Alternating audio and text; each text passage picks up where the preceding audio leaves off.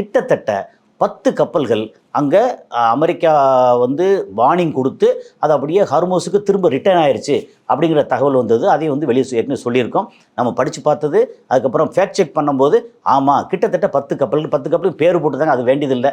அதில் ஒரு கப்பல் வந்து ரிச் கேரியும் ஒரு கப்பல் வேறு. ஆனால் அதை தாண்டி இப்போ வந்து என்னன்னா கிட்டத்தட்ட 20 கப்பல்கள், 15 to 20 கப்பல்கள் வந்து இவங்க அமெரிக்காவோட இந்த குறுக்க படுத்து கிடக்காங்க இல்லையா, இந்த போர்க்கப்பல்கள், சின்ன சின்ன போர்க்கப்பல்கள், இதெல்லாம் தாண்டி அவங்க வந்து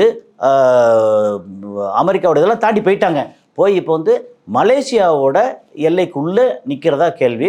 அப்போ என்னென்னா அங்கே வந்து மலாக்கா ஸ்ட்ரெயிட்டு, அதாவது ஜலசந்தி, அதை வந்து நாங்கள் விட மாட்டோம், சைனாவுக்கு விட மாட்டோம் அப்படின்னு அமெரிக்கா வந்து இப்போ புதுசாக வந்து ஒரு உரண்டை இழுக்கிறதா ஒரு தகவல் வருது.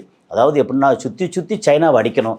அதுக்கு வந்து நீங்கள் வெனிசுலாவை பிடிச்சிங்க, அப்புறம் வந்து ஈரான் வந்து பிடிச்சி ஏதாவது அமுக்கலான்னு பார்த்தீங்க, நிறைய மூக்கோடப்பட்டீங்க. மூக்கோடப்பட்டினா சாதாரண மூக்கோட இல்லை, என்னென்னா அவங்களுடைய கிரீடத்தை வந்து தூக்கி கீழே தூர எரிஞ்ச மாதிரி, அல்லது இவங்க வந்து ஓங்கி ஒரு தட்டு, அப்படி வாளால் ஒரு தட்டு தட்டின உடனே அந்த கிரீடம் வந்து கீழே டமால்னு சுற்றி கீழே விழுந்த மாதிரி அமெரிக்கா கிரீடம் கீழே விழுந்துருச்சு.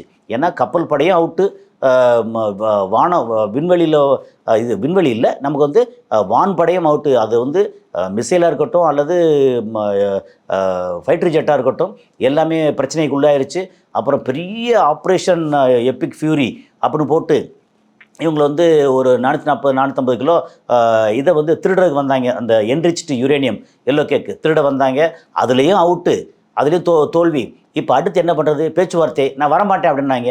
கெட்ட வார்த்தையில் பேசி வர சொல்கிறான்னு சொல்லி கடைசியில் சரி போனால் போகுது அப்படின்ற மாதிரி பேச்சுவார்த்தை, ஃபஸ்ட்டு பேச்சுவார்த்தை வந்து தோல்வி அடையும் அப்படின்னு எல்லாரும் சொன்னாங்க, நம்மளும் சொன்னோம்.